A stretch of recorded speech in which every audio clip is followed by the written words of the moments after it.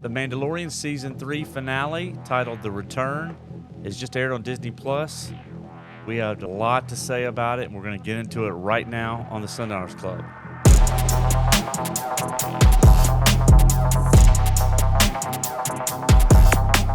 Welcome. I'm your host, Sean, and I'm going to be going over this final episode that we saw in Season 3 of The Mandalorian, titled The Return, and it is very confusing. You know, I'm going to break down individually the episode, what I liked about it, what I didn't like about it, but we can't talk about the episode itself, the season finale, without talking about the larger season and story, or lack thereof, of Season 3 of The Mandalorian. I think the two go hand in hand. You can't really separate them. I'm going to try to do that a little bit, but we're going to get into it.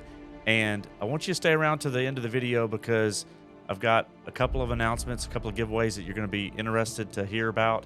And so stick around. So we're going to cover that at the very end. But so let's get started. So episode 7, going into the finale, left us with the Mandalorians in a bad spot. Djarin was captured by Moff Gideon, and it looked like he was going to be taken off for interrogation, killed, but certainly was in bad shape. And the Bo-Katan led Mandalorians, after Paz Vizsla had perished to the Praetorian guards, had to try to find a way out of their predicament. And so from the previous episode titled The Spies, we thought there was going to be someone that would betray Bo-Katan, Djarin, and Grogu. And so otherwise, why would they title the second to last episode Spies when there was only one spy in the episode, which was Eli Kane? And so we get into this episode and we're looking for some type of answer to that question. Was the armorer a spy? Was the armorer going to betray Bo-Katan and Djarin? Was Axe Woves going to betray them? Was it going to be somebody else? And the answer was no. Nobody did. And you had Axe Woves that flew up through an opening in the cave and where the forge was, and got back to the ship and drove the ship down into the caves and blew it up. So Axe Woves didn't turn. And you had the armor who brought some sick Mandalorians up to the ship, and then created a group that was going to come relieve Bo-Katan and help fight the fight. And the armor did not end up being someone who betrayed Bo-Katan either, which I didn't mind that per se, but I'm really confused. And I don't know if you guys are as well about some of these characters. And I want you to let me know what you think, as we talk through this. Leave a comment below. Let me know, what do you think about the story arc of the armor that was pretty much in every episode this season, just about, and how the armor related to Bo-Katan? Did you feel like that they set a lot of things up just to go nowhere? Did you like what they did with the armor? Leave those comments. Let me know what you think. And also hit the like button if you like the content. And most importantly, hit subscribe so that we can grow our channel. Do us a favor and help us do that. We're really excited to bring you new content, and we can't do that without your support. So hit subscribe. So back to the final episode. So there are no spies. There's nobody betraying Bo-Katan and Djarin. So that was the first thing that I wouldn't have minded if they hadn't been leaving breadcrumbs in the previous episodes leading up to this. And to label the previous episode Spies, I'd like Jon Favreau and Dave Filoni to explain that one to the fans, because I think everybody out there thought there was going to be some type of betrayal, and didn't happen. So then we get to a really silly part of the episode, and an otherwise somewhat entertaining episode as an insular one-off, not part of the broader story. We get Djarin, who we know from previous seasons that Moff Gideon thinks Djarin is a threat and wants to take him out. And so he captures Djarin, but yet leaves Djarin. Djarin does not get interrogated. No mind flare. Nothing happened there. Didn't get killed. he's being walked down a corridor by two guards, two super commandos, guards that were tasked with bringing him to a cell. So Moff Gideon leaves Din Djarin in the hands of a couple of guards. Doesn't make any sense whatsoever. He knows he's a threat, but yet he leaves them. So totally confusing. Seemed like it was bad writing. Didn't make any sense. But you know what it did serve to do? It served to make it very easy for Din Djarin to break free. And one cool thing they did was they did show his viewpoint. I don't think they've shown this before in the 3 seasons, but they showed the viewpoint of him from inside his helmet. That was cool. But then he breaks free, and here comes IG-12 with Grogu inside, and he's helping him. And Din Djarin, you would think he'd be looking out for Grogu. I have to protect the child. I have to protect my ward, so to speak. No, he says we have to go kill Moff Gideon. We have to stop him. We have to take him out now because he'll never stop coming after us. So come with me, Grogu. I'm going to bring you into the teeth of the lion and face off. That didn't make any sense, and it was inconsistent with the Mandalorian's character. Yes, he would face down Moff Gideon. We knew that already, but he wouldn't put Grogu at risk like that. He would want to protect Grogu. So that didn't make any sense to me. But nonetheless, they go to try to face Moff Gideon. Meanwhile, Bo-Katan is there. There's some cool aerial fighting scenes. We see the Mandalorians with their jetpacks starting to rally, and they're fighting the super commandos.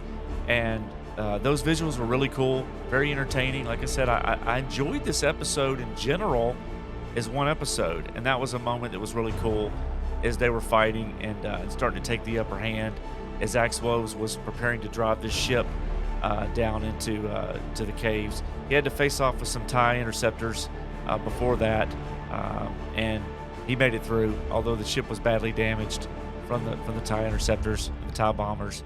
But and so as Axe-Woves is preparing the ship to go down to the surface, you have Bo-Katan learning that there's a new garden that is grown up and from inside the caves, and she had never seen that before. The only gardens she saw in Mandalore were inside the domes, so that was kind of cool. A little bit of world building there. I enjoyed that with the survivors that stayed back on Mandalore. And so as they're gathering and she's seeing what's come of Mandalore and how they've survived, they didn't turn on her either.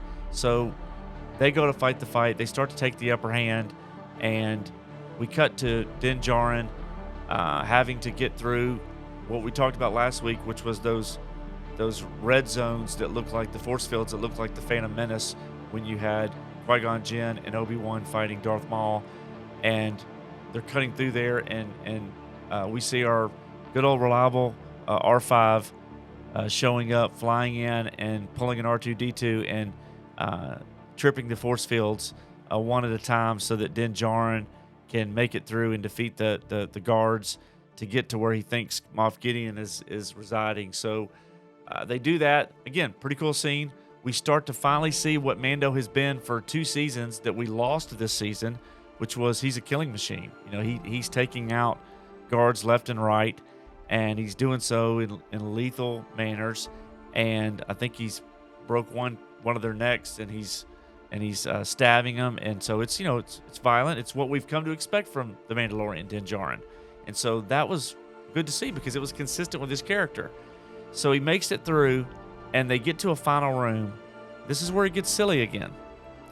And they see clones in tanks. And you can't really make out who they are. And then Grogu goes up and stares at Moff Gideon's clone, and his eyes open up. Don't really know why that happened, but Grogu maybe using the Force, looking at the clones.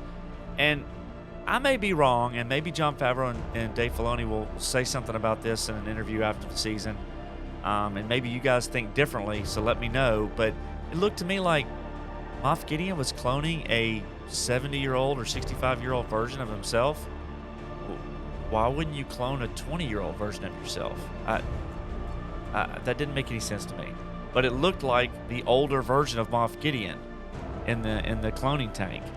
But Anyway, so they blow him up, and they destroy all the clone tissues and bodies, and then they make it in, and all of a sudden Moff Gideon shows up and takes his helmet off, because he's got to take his helmet off to talk. Although we heard him under the helmet for a brief moment in this episode, and he sounded cool. Why wouldn't you use that voice? He sounded a little bit more like Kylo Ren. Why not take advantage of that? But they did it for like 6 seconds, and then he takes the helmet off, and he's back to what I call Professor Moff Gideon, the guy that lectures everybody. And so now he's angry. He's angry that he tried to develop these clones with Force abilities, and Din Djarin has messed everything up, and now he's going to stop him. It was bad writing, and it didn't make sense to me. But so Moff Gideon all of a sudden shows all this emotion, although he left Din with 2 guards just 10 minutes earlier. So inconsistent storytelling, but they face off, and Moff Gideon starts to get the upper hand on Din Djarin. But Din Djarin is holding his own. He's fighting, and then the Praetorian Guards show back up, and they isolate in another room with Grogu in the IG-12 suit. It was a little silly. The fighting seemed like it was a little more slow motion this week as opposed to last week, but I think some of that was because Grogu was using the Force to freeze the characters. He did it to Moff Gideon. He did it to the Praetorian Guards. So I can sort of accept that. I can buy that they're slowed down by Grogu, using the Force on them. And so that's how he survives for a few minutes. And then all of a sudden, here comes Bo-Katan. She flies in, and she lights the darksaber, and she says, go get your son, right? Go get Grogu. And so Din Djarin goes to help him, and they take out the Praetorian Guards. Again, the Praetorian Guards seemed a lot more deadly against Paz Vizsla last week, but that's okay. Between Grogu using the Force and then Din Djarin taking them out, it worked. It was enjoyable to watch. And then we get to Moff Gideon and Bo-Katan. One of my biggest pet peeves before we get into the bigger story arc issues of this season and the complete schizophrenia and fractured storytelling that we saw this season as a whole. Moff Gideon is fighting Bo-Katan, and he crushes her darksaber. It's gone. So, or at least for now, it's gone. And the darksaber's been around forever. So there's been so many battles and so many characters fighting and it changing hands and throughout the course of the history of the Mandalorians. And this guy just squeezes it and says, it's gone. And there's been this buildup for 2 seasons around the darksaber. And that's it. It didn't make any sense whatsoever. Now, from a standpoint of Bo-Katan learning that it's not about the darksaber that makes the leader of the Mandalorian people. It's not about an individual thing. It's about who you are. It's about how you can lead others to fight for a common goal. I get that. I picked up on that. I think we all did. But it still was silly. You watch him crush the darksaber, and then he uses a staff that was pretty cool, but he used it for like 10 seconds. And as she's fighting him, here comes Din Djarin and Grogu, and they're facing off with Moff Gideon 3-on-1. And as they're doing so, here comes Axwos.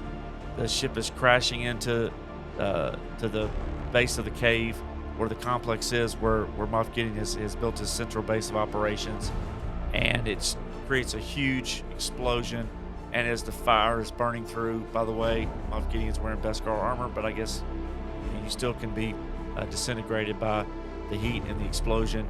And as it's doing that, we see Grogu create a protective force field around Bo-Katan, Din Djarin, and himself, and he protects them as the fire and the explosion and the heat seemingly destroys Moff Gideon, and he dies. And we see Grogu finally letting go of the force field once the fire is dissipated. And the first thing that comes to mind is, you went through this season, you brought in Moff Gideon in episode 7 is the big bad this year, and he's gone in an episode and a half. Made no sense to me. So we saw Moff Gideon in season 1. We saw Moff Gideon in season 2, and he shows up for barely a moment in season 3 with pretty cool armor, by the way. And he's gone. His clones that were also 65 years old, they're gone. And so Moff Gideon's done. As opposed to having Moff Gideon build up some power and maybe die at the hands of Grand Admiral Thrawn as he tries to overthrow him, that would have been a cool story arc for Moff Gideon. But no, they want to wrap this thing up so they can go in whatever direction Lucasfilm is now taking The Mandalorian. And so they've got to wrap this up and make it tidy. So Gideon's gone, and Bo-Katan ends up leading the people of Mandalore, and they show young Ragnar Vizsla down at the waters and going through the ritual again near the actual waters. And as he's doing that, Grogu uses the Force to reach out to the Mythosaur. You know, we thought we were going to see the Mythosaur in the finale, and maybe Bo-Katan or Grogu or Din Djarin riding the Mythosaur, conquering Mandalore, uniting everyone. None of that happened. We see the Mythosaur down at the bottom of the water, and they open their eyes as Grogu's reaching out. That's fantastic. Great. Doesn't really matter. It's irrelevant, you know, for 2 seconds to see that. But they put that in there, and then we see that Din Djarin goes to the New Republic base. And, you know, the New Republic that the Mandalorians helped out when they were facing enemies earlier in the season. And, you know, the New Republic, you know, as they reached out to the Mandalorians now need help. New Republic nowhere to be found. And so, as they're nowhere to be found, you see Din Djarin going in and saying, look, I'm going to work for the New Republic. I'm taking Grogu as my apprentice, which was approved by the Mandalorians. So now he becomes Din Grogu. Great. Fantastic. And Din Grogu and Din Djarin show up, and they're going to work for the New Republic. They're going to go back to doing what the Mandalorian was doing in season 1, which I'm all for. That's the Mandalorian we loved. But now he's going to do it, be more selective about it. So he said, okay, and he takes the IG-11 head that he sees at the base, at the New Republic base, and he builds a new marshal for Navarro. So we have the return of IG-11, IG-12, whatever you want to call the new IG, and it's put together, and it's a gift to Greef Karga to protect the inhabitants of Navarro as the new marshal, and everybody cheers. It's great, and you see Greef Karga give Din Djarin and Din Grogu a little place on the outskirts of town, their own lot or plot of land and home, and it looks reminiscent of kind of Luke's house on Tatooine. And so they go out there, and you see it's kind of like an old Western. You see Din Djarin sitting in a chair, you know, chilling out in front of the house, and Grogu is by a little bitty pond, and he's got an alien frog floating in the air, and he's happy. And it ends. No post-credits, no end-credit scene. That's the end of Season 3. I enjoyed the episode. The last 2 episodes, 7 and 8, they were fine. Here's the problem. The overall story arc was what? It was Bo-Katan reuniting the Mandalorian people for, you know, a new home to live on, retaking Mandalore, you know, establishing who they were, their identity, and her as the leader of the people. Okay, but she's not the Mandalorian.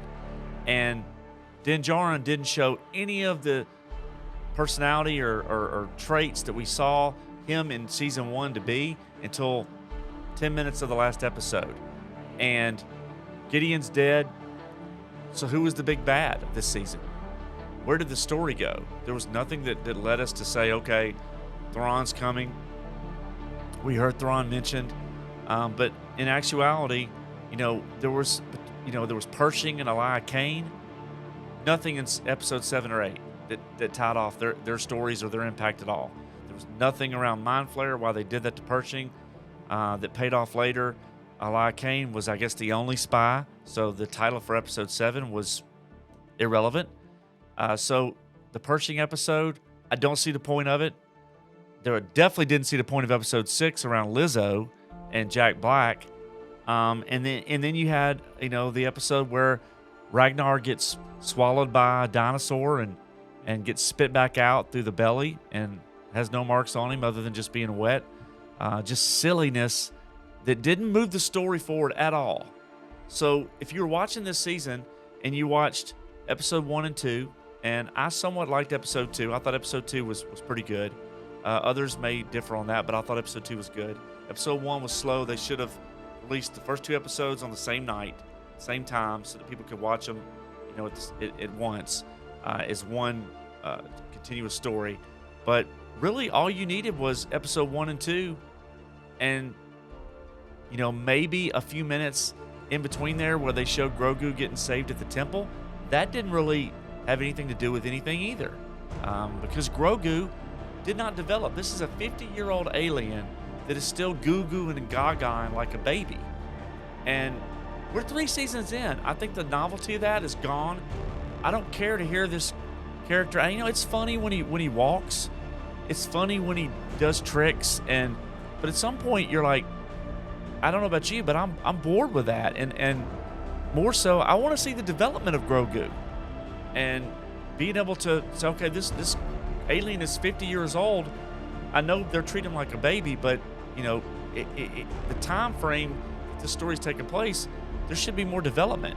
So the character is not developing around Grogu.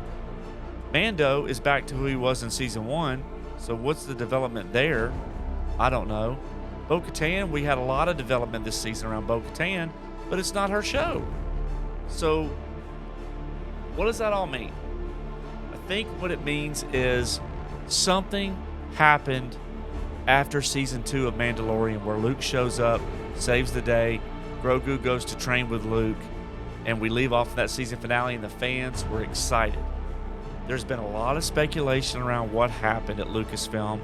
Jon Favreau, Dave Filoni, Kathleen Kennedy, and then Bob Chapek, and then Bob Iger.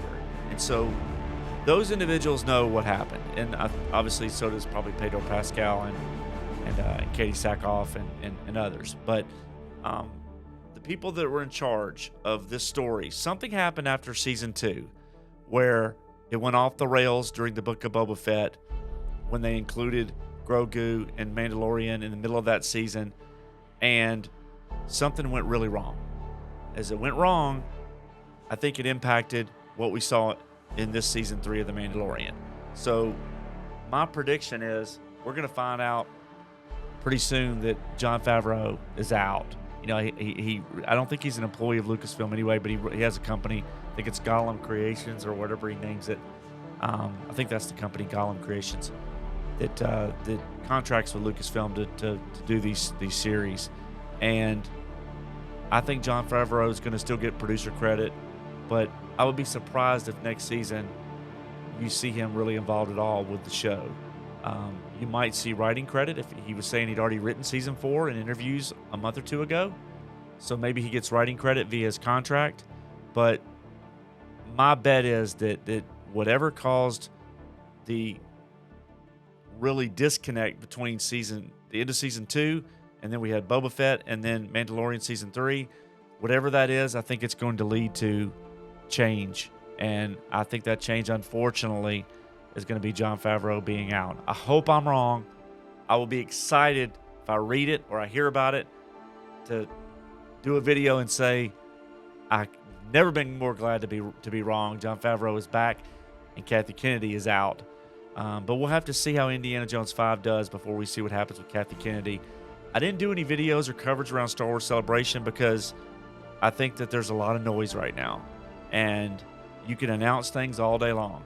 But until Indy 5 comes out in June, with all the money they spent on that and it needing to make at least $850 million to break even, and that may be conservative, let's see where things fall. Disney has Guardians of the Galaxy, and then you have Indiana Jones 5, which is a Lucasfilm, most expensive production they've ever made. Let's see what happens there. My bet is they will make the Rey movie, but as far as The Mandalorian goes, I don't know if they come back from this season. I liked 4 episodes out of 8. I grade it right below average for a season for me, and which is a disappointment because I had high hopes. That's just how I felt. I think as a one-off, the episode was fine, but in the overall story, there was no development. There was no larger story arc that I saw other than Bo-Katan. And if it was her show, that's great, but it's not. And so where does Star Wars go from here? I don't know. This was the last piece of creative content that I enjoyed covering, that I think that there had interest in ratings around, and I think they've done damage. And so what that means for Ahsoka that comes out in August, I don't know.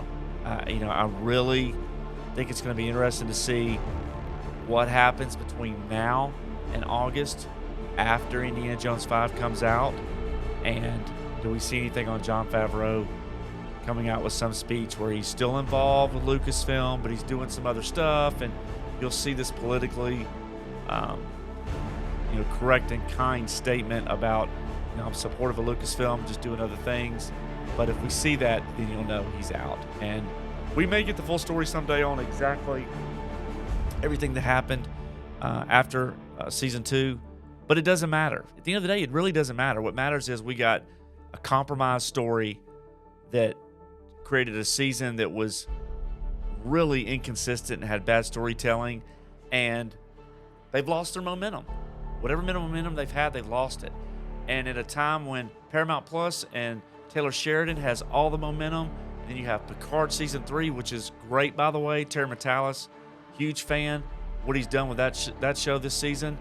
There's so many things out there. HBO, which has become Max, is killing it with George R.R. Martin's expanding universe, and now they're gonna do more Harry Potter and Lord of the Rings, and you have Super Mario Brothers and Nintendo content.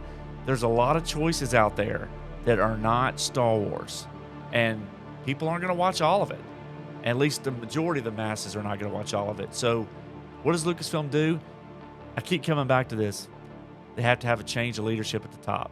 That's the only way I think it gets fixed. And I'm not worried about blaming her. I'm a fan that has kept tuning in. They're losing me. So I don't know how you guys feel. Let me know what you think. Leave a comment below. And before I go, I told you I wanted you to stick around. We've got a few things I'm going to be doing. I'm going to be doing giveaways. And so over the next week or two, we're going to announce and give a little bit of notice of our first live stream. And in our first live stream, we're going to talk about a lot of different concepts and topics. We're going to talk about Star Trek Picard. And I'm going to give away a Star Trek Next Generation pack that this is valued over $140 if you go try to find it in the store. And it's got 4 autograph cards inside. This is sealed. And I'm going to be giving away 2 of these as we talk about the work that Terry Matalas has done on Star Trek Picard Season 3. So in honor of Terry Matalas, I'm going to be giving away to 2 Star Trek fans. So look out for our first stream where we're going to be talking about Picard. It's going to be coming out in the next week. So that's the first thing. Second thing is we're going to be talking about all the news around Game of Thrones and the Dunk and Egg series that was just greenlit, made to order at Max, HBO, and it's going to be called A Night of the Seven Kingdoms. And as we're doing that, we're going to be giving away this Game of Thrones collectible that is valued at over $140. And it's got an autographed card in every pack, and it has 3 packs in this one. So pretty cool stuff there. And we're going to have a few surprises that are not Game of Thrones and not Star Trek in our stream that I'm going to wait and make you tune in to see.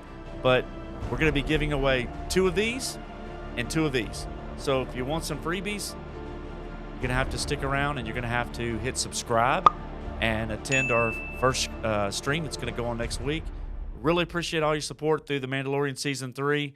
It's been a heck of a roller coaster, and we hope you enjoyed the content. Hit subscribe, and until next time, TCB.